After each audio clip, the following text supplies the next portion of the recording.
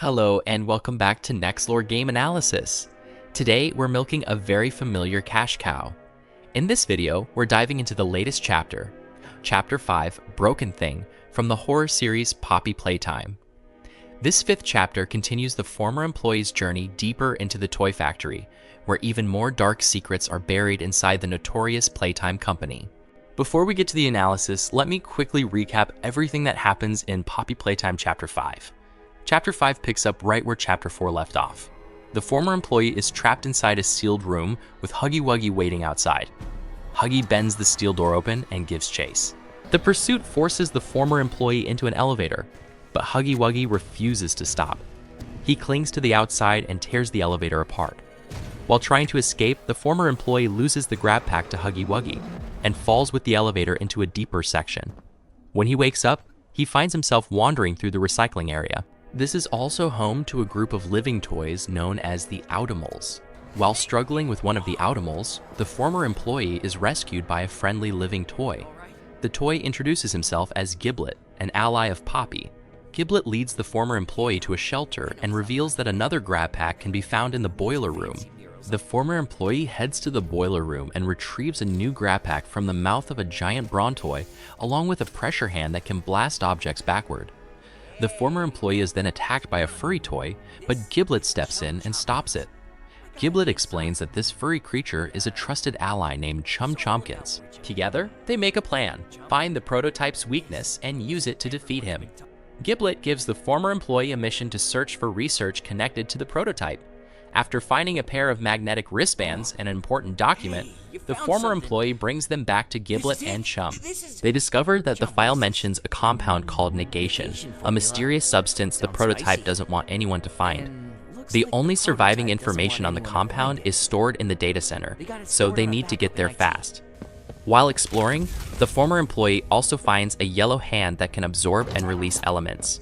He is also shown fragments of Huggy Wuggy's memories, including Huggy's training and the day the monster escaped and tore through the research facility. After reaching Sweet Street, the former employee is captured by a toy named Lily Lovebraids. Lily doesn't kill him. Instead, she takes him to a mansion for a tea party. In the mansion's basement, the former employee reunites with Kissy Missy and Poppy. Poppy is relieved to see that he's still alive, and she apologizes for everything that happened. The former employee frees Poppy, but Lily soon catches them and ties them up again. The tea party begins, and Lily announces a special guest, who is revealed to be the prototype. The prototype speaks to Poppy and claims that he took the orphan children to a better place. He then crushes Poppy's face in his hand. As he turns to threaten the former employee, Lily secretly tries to grab Poppy, but the prototype notices and knocks her out. Lily's collapse accidentally releases everyone. Kissy Missy immediately attacks the prototype as red smoke fills the mansion. The prototype retreats, while the former employee and Kissy Missy carry Poppy and try to escape. However, Lily blocks the former employee's path, gives chase. While moving across the ceiling of Sweet Street, the former employee finds an opening and makes Lily fall from above. She is then crushed by a fake cloud. After escaping, the former employee reunites with Giblet, Poppy, and Kissy Missy. After seeing what the prototype did to Poppy, Giblet urges the former employee to stick to the original plan, find a way to reach the data center using the train in the reanimation area. While searching for it, the former employee runs into Huggy Wuggy again. The monster hunts him down until it comes face to face with Kissy Missy. Kissy Missy's presence seems to calm Huggy Wuggy, but then the prototype suddenly appears, stabbing Huggy from behind, and then Kissy Missy. The former employee slips onto the train with the prototype still in pursuit. In an attempt to stop the prototype, Giblet comes up with a plan to destroy the entire train. But even after the plan works, the prototype survives. The prototype lunges forward and impales the former employee in front of Poppy. For one brief moment, he regains consciousness and sees himself being thrown into a vat of liquid by the prototype. The former employee suddenly wakes up after Giblet shocks him. Giblet says the prototype has taken Poppy. The two of them then enter the data center to locate the backup files. But when they activate the system, the doctor's eye appears on the computer screen, and that brings the events of Chapter 5 to an end. Now, let's move on to the game's deeper lore and analysis. First, let's look at the toys known as the Outimals. They're mentioned in a recording near the start of Chapter 5. These Outimals belong to a toy line called the Wrongside Outimals, made up of 7 characters with some very unusual names. Bubby Chum's Blanky Blanks, Doodle Bones, Bindle Boogie Goober Guts, Dizzy Boo Boo, and Loopsy Noodle.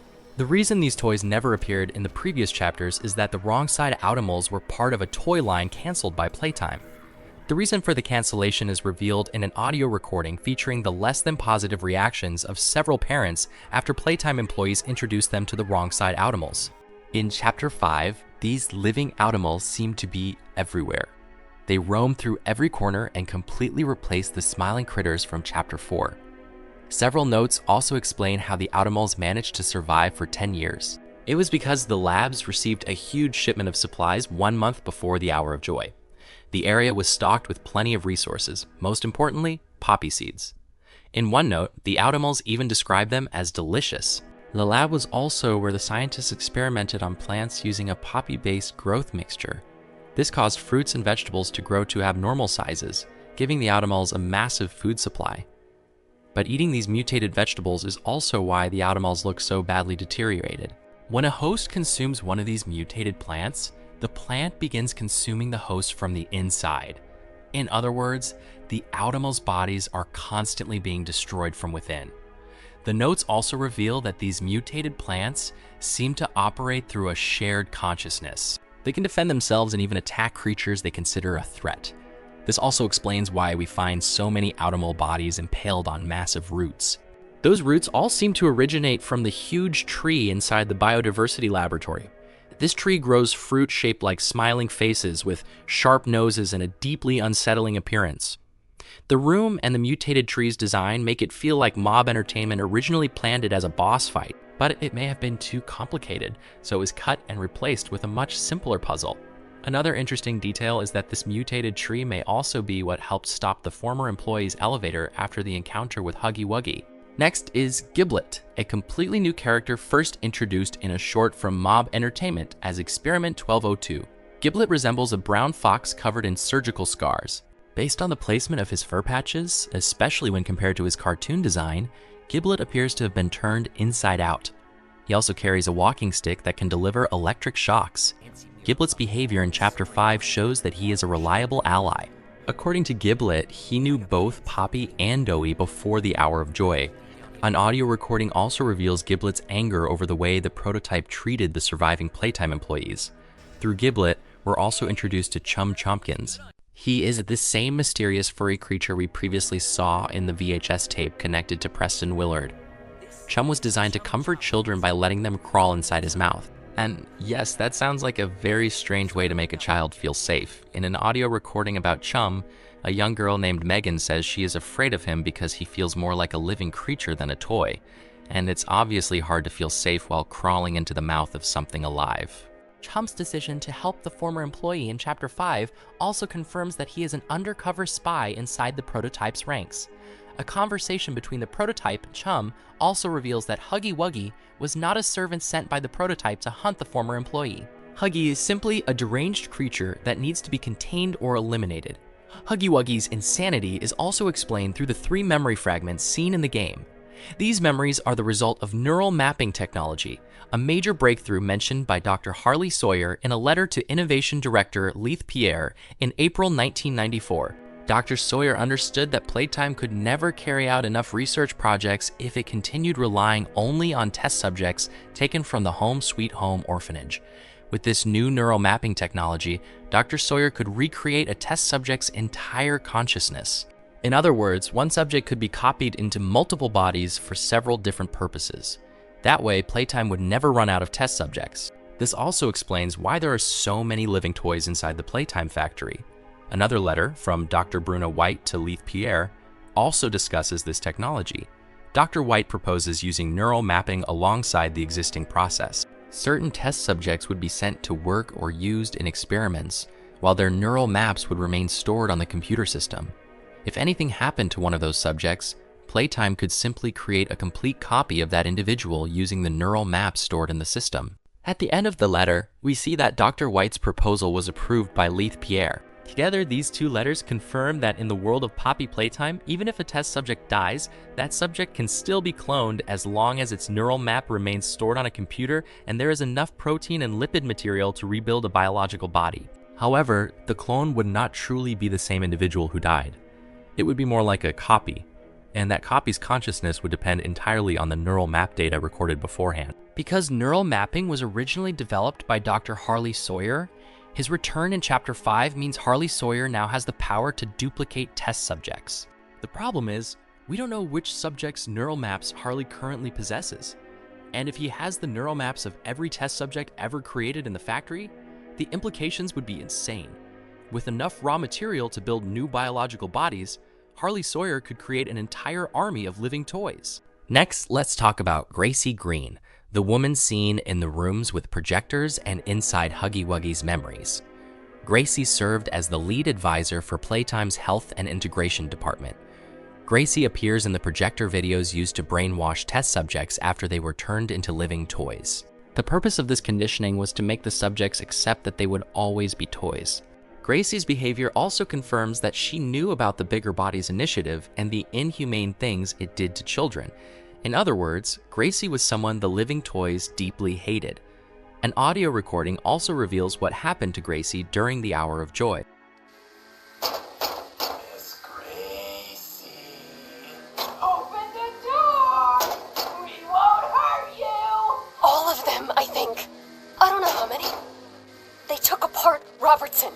They literally took him apart, Todd. Just sit.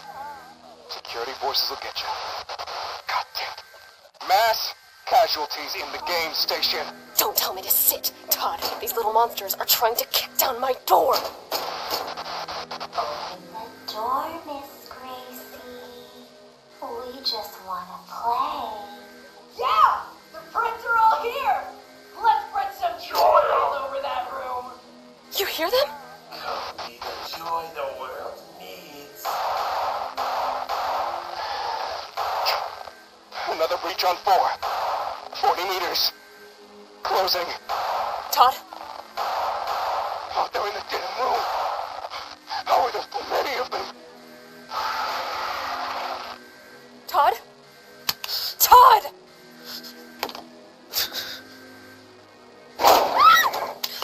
Get back!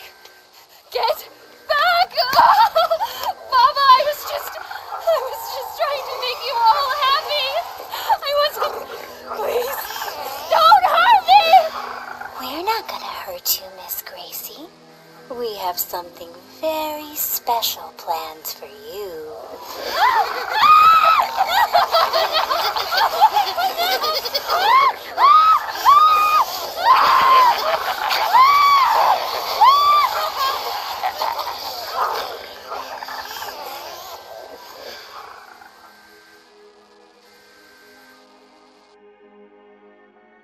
Next is Lily Lovebraids, the character who receives the most backstory in Chapter 5. According to a note, the Lily Lovebraids Living Toy Project, also known as Experiment 1468, was proposed in early August 1995. Lily was designed to be an extremely sophisticated toy. Her nervous system could connect to her hair, allowing her to control every individual strand. More importantly, creating Lily required a person with exceptionally skilled hands. However, the Lily Lovebraids project was scheduled to begin on August 20th, 1995. The Hour of Joy happened on August 8th, 1995, so Playtime clearly never had time to create her. That means Lily was made after the Hour of Joy, and the ones behind the operation were the prototype and Harley Sawyer. One of the prototype's notes reveals that Lily was kept in isolation for 410 days and given very little food. The prototype describes Lily as being as naive as a child and completely unaware of the crimes she had committed. He also insists that Lily must never be allowed to join the other toys, and that she does not deserve a quick death. This isolation did not come only from the prototype. In one of Lily's journals, she writes that everyone seems to hate her. The full extent of that isolation is revealed in one of Lily's audio recordings. Hey there, friends. It's a sunny day. Miss Gracie. Dear Miss Gracie. You have a first name, what was it? What are we talking about, Miss Gracie? Is this another lesson? Oh, just ignore her. She's not real. It's only you here. Just you. Want to have fun? Aren't I real, Miss Gracie? Miss Gracie says I'm real. I Am Miss Gracie. Snap out of it. This Silly! She's on the screen! She's not actually in the room with us! Look around. My hands. Plastic. My face. I thought...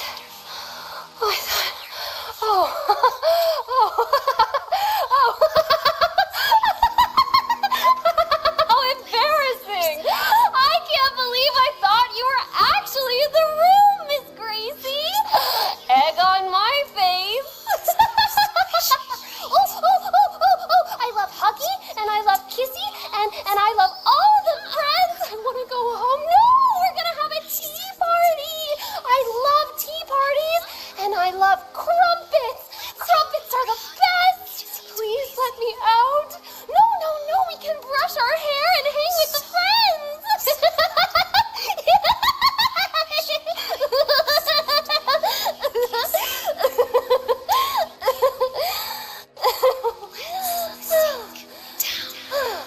Sink down and quiet. You are a toy. You have always been a toy. I am a toy, Beautiful Miss thing. Gracie. I'm a good toy. I promise. Are here to be joy. This recording contains two voices. The first belongs to Gracie Green, and the second belongs to Lily. The recording is described as a single mind split in two. That tells us both voices belong to the same person. In other words, the living toy Lily Lovebraids is actually the former employee Gracie Green. And as we already know, Gracie was deeply hated by the living toys. So when Gracie became Lily, the other toys isolated her. Turning Gracie into the living toy Lily was the prototype's punishment for her. He wanted Gracie to experience the pain of becoming a toy, while also forcing her to watch her own brainwashing videos. Between the fragmented memories caused by her transformation and constant exposure to those conditioning tapes, Lily was driven completely insane. With two conflicting personalities inside one body, it's easy to understand why Lily always carries a candy cat and speaks to it like an imaginary friend. Inside Lily's bedroom, we also find a skeleton. Those are Gracie's remains.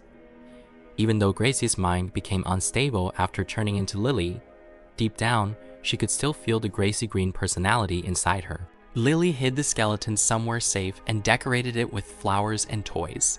This shows that Gracie still held an important place inside Lily, even though Lily was afraid to reveal it. She knew that if she got too close to her Gracie identity, the prototype would punish her, and she never wanted to experience that again. Throughout the game, Lily constantly tries to earn the prototype's approval, but no matter what she does, he will never give her the recognition she wants. Now let's move on to the character you've probably been waiting for, the prototype. Chapter 5 finally reveals his entire body. My first impression is that he looks like a clown. A twisted clown with a horrifying, toothy grin. He has two long arms with the familiar sharp fingers. The lower half of the prototype begins with a yellow light and a set of 6 mechanical spider legs, connected by bundles of muscle and wire. Around his abdomen are the arms of 3 characters, Huggy Wuggy, Kissy Missy, and Mommy Long Legs. Catnap skin is draped across his back. These body parts are the same pieces the prototype collected from other experiments in earlier chapters. They aren't just decorations, they can function as additional arms for the prototype. Gas canisters are mounted on both sides of his body, which explains why red smoke pours out whenever he appears. The game also contains a sample of this red smoke that reveals the scientist behind the invention, Dr. Anthony Carrizales. Its official name is Aeternum Somnium, which roughly translates to eternal sleep. It's a poetic expression for death, implying that the prototype brings death wherever he goes. During his conversation, the prototype mentions the orphaned children and says they are in a better place. But notice that better place is capitalized. Inside Giblet's room, we find a paper called The Better Press, dated October 2003, 8 years after the Hour of Joy. Its layout makes it look like a newspaper circulated within the Better Place community. The article reveals that Better Place is an underground city where toys loyal to the prototype live together. Residents refer to toys who refuse to follow the prototype as joyless. Any toys who leave Better Place are branded as defectors. The paper also spreads propaganda about Dewey, calling him a parent eater. Overall, Better Place appears to be a kingdom ruled by the prototype, and it will most likely be a major location in Chapter 6. During the tea party scene, the prototype crushes Poppy's face in his hand. This is surprising because earlier chapters showed that Poppy was someone he seemed to care about. Some people believe this was simply a moment when the prototype lost control of his strength and accidentally hurt Poppy. But one note reveals that during his 10 years roaming the factory, the prototype personally performed surgeries to create living toy experiments of his own. Hands capable of performing operations delicate enough to create life would not lose control that easily. So, in my opinion, crushing Poppy's face was completely intentional. The explanation becomes clearer when we remember what has always concerned the prototype about Poppy: her defiance, her tendency to panic, and her habit of running from major problems. The prototype has said that Poppy behaves like a child because she was created to be a child's toy. By damaging Poppy's appearance, he may be planning to reshape not only her body, but also her mind. The prototype believes that once Poppy is freed from her childlike form, she will be able to face every challenge as an important member of the living toys. Next, we have an extremely important clue: an audio recording between company founder Elliot Ludwig and the prototype. Did you say something? Oliver? If you want to talk, I'm here. I don't pretend to know how you're feeling, but This was always about her. what do you mean? No, Ollie. It was never about me. Never about my better place. It was for her. She's all you talk about. Oh, my boy. You don't get to call me that. Ollie's gone and I'm a test run. The prototype. When you get her back, you'll pick up a hammer just like him. Just like Nothing can make things go back to how they used to be, but we could be a family. If you want. And for what it's worth, I think you and her would get along really well. And that's your name. Well, I can call you whatever you like. And can I meet her? Soon. I hope. Very soon. This recording mentions the name Oliver, also known as Ollie, and if you've forgotten Ollie, he was first introduced as the voice guiding the former employee in Chapter 3. It wasn't until the end of Chapter 4 that we learned Ollie's true identity. At the time, we assumed the prototype was impersonating Ollie to manipulate the former employee and Poppy. But this conversation between Elliot and the prototype reveals that Ollie had been the prototype all along. If we go back to the story the former employee heard in Chapter 3, the police discovered the body of a young boy inside Elliot Ludwig's mansion. The body was missing its organs and several important bones. That body was clearly Ollie's. But I don't think Elliot intentionally killed Ollie to turn him into a test subject. Judging by Ollie's tone during his conversation with Elliot, Ollie had already died, and Elliot used his remains to create the prototype. During their conversation, Ollie also fearfully mentions a man holding a hammer. This seems to describe the person who murdered the boy. In the recording, Ollie says that Elliot only used him as a stepping stone to create the next subject. The experiment after 1006 was 1007. Another tape reveals that experiment 1007 was Poppy. Leith Pierre's journal entry from October 27, 1989 mentions the electrical accident involving a boy named Theodore, as well as the discovery of Elliot Ludwig's body. Leith Pierre later speaks with the Poppy doll experiment and suddenly realizes that Poppy is Poppy Ludwig, Elliot Ludwig's deceased daughter. Leith also receives information from an investigator he sent to look into Elliot's past and senses that some major event had occurred. That event may have led to Elliot's death. This tells us that Elliot died in 1989, and because the Bigger Bodies initiative began in 1990, we can conclude that Elliot knew nothing about the project's inhuman experiments. One old clue may be connected to Elliot's death. A report from the head of security to Leith Pierre.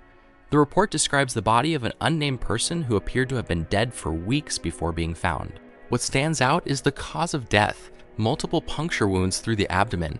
When the main character is stabbed by the prototype, the attack also creates several wounds through the abdomen. There is no direct evidence that the body found by security belonged to Elliot. But if it did, this would strongly suggest that the prototype killed Elliot. Still, I have a feeling that his current clown-like body was not the prototype's original form. Elliot Ludwig certainly would not have designed an experiment this horrifying. And when we compare the two experiments Elliot created 1006 and 1007, their designs are completely different, so it's possible that when Elliot first created the prototype, he had a much simpler form.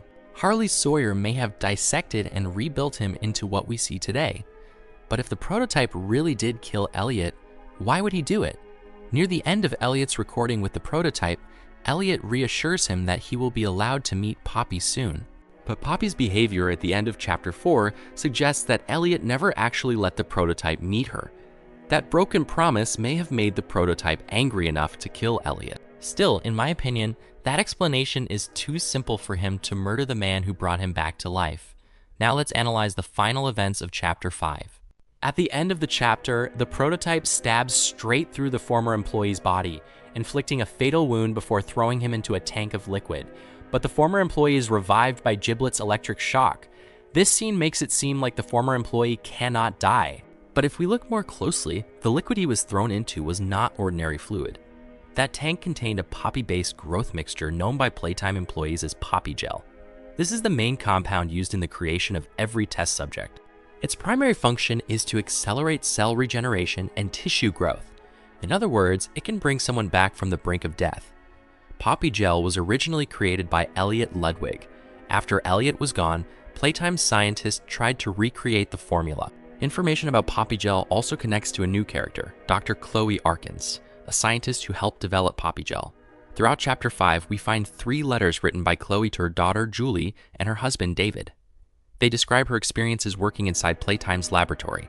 Chloe believed she had found her life's purpose at Playtime, creating a world where no one would fear death from age or disease.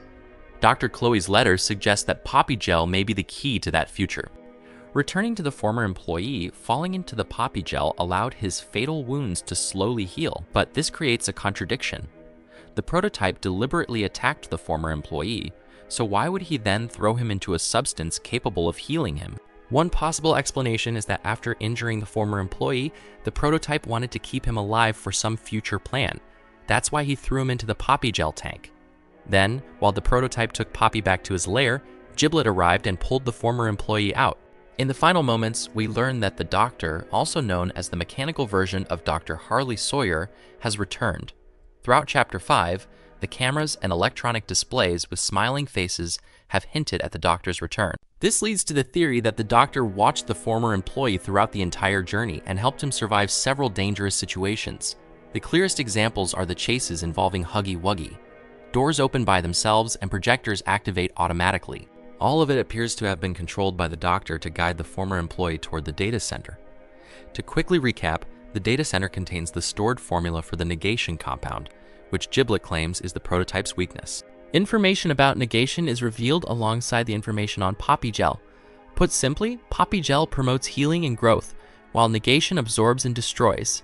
Any creature made with poppy gel can be destroyed by enough exposure to negation, including the prototype. The Doctor certainly knows all of this. At first, he may try to cooperate with the former employee against the prototype, but sooner or later, he will probably betray him. Now for some additional details. First is Dr. Preston Willard's confession letter. In the letter, Preston exposes 150 scientists involved in the Bigger Bodies initiative. Preston admits that he read the prototype's biography. He knew the prototype had once been a child named Oliver, and believed that he was a victim. Because of that, Preston released the prototype, leading to the deaths of thousands of employees during the Hour of Joy. The end of the letter does not list all 150 names, but it includes several familiar ones. Those names include Preston Willard, Leith Pierre, Edward M. N. Ritterman, Harley Sawyer, and Bruno White. This letter confirms that before the Hour of Joy, a group of Playtime scientists had sided with the prototype. They helped him until they regretted it after witnessing the Hour of Joy firsthand. This also raises questions about the former employee. The hallucinations in Chapter 3 show that he is haunted by guilt. This supports the theory that he may have once been part of the group of scientists who sided with the prototype. But when the Hour of Joy happened, he was not there with his coworkers. He had already fled the factory. Only 10 years later, after learning that people were still alive inside, did he finally return to atone for what he had done. Another detail appears while the former employee is thrown into the tank. We hear Poppy's voice, and if we listen closely, the conversation repeats part of a hallucination the former employee heard in Chapter 3. The most important line is "Welcome home" at the end.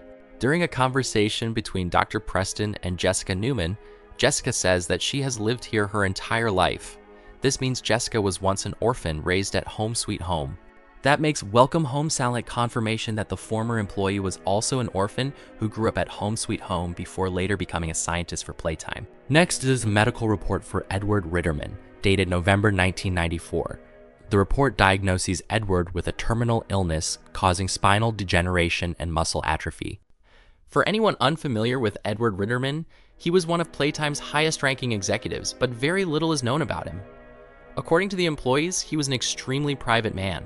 However, Edward appears to have been involved in nearly every dark project at Playtime. His name also appears in Preston's confession letter. Another clue connected to Edward appears in Chapter 5, an audio recording between Edward Ritterman and Leith Pierre from August 1995. They discuss a man named Richard Lovitz. Richard Lovitz is the full name of Richie, the kind employee heard in several recordings from earlier chapters. Leith Pierre and Edward were concerned about Richie's influence within the company, so they planned to destroy his reputation. But what they say next is even more interesting. They mention a park undergoing renovations, which Edward planned to inspect from August 7th through August 12th. Those dates confirm that when the Hour of Joy occurred, Edward was not inside the factory. And if Edward survived, he would have been 59 years old in 2005. The medical note also tells us that he was seriously ill. To summarize the aftermath of Chapter 5, Huggy Wuggy, Kissy Missy, and Lily are all dead. Meanwhile, the former employee Giblet, Chum, and Poppy are still alive. Poppy may be a little smashed up, and she is currently in the prototype's hands. The prototype is also alive, although he seems much weaker after the train crash. The Doctor has returned with greater system access, but we still don't know what his next move will be. Based on all of this, Chapter 6 will most likely follow the former employee as he continues searching for negation while trying to rescue Poppy with help from Giblet and Chum, and possibly even the Doctor. The new location in Chapter 6 will likely be the prototype's main stronghold, known as Better Place. Chapter 6 may even be titled Better Place, and knowing Mob Game's talent for stretching out a series, Chapter 6 will almost certainly introduce a new villain alongside the familiar threats of the Doctor and the prototype. At this point, I've realized I've used way too much brainpower on this series, so the best and most accurate thing to do is simply wait for Mob Entertainment to reveal more information about Poppy Playtime Chapter 6. And those are NexLore's analyses and theories for Poppy Playtime Chapter 5. If anything doesn't make sense or I missed something, let me know in the comments below. And remember, everything I said in this video is only a theory. Don't forget to like, share, and subscribe to NexLore Game Analysis. I'm Nex, and I'll see you again in the next video.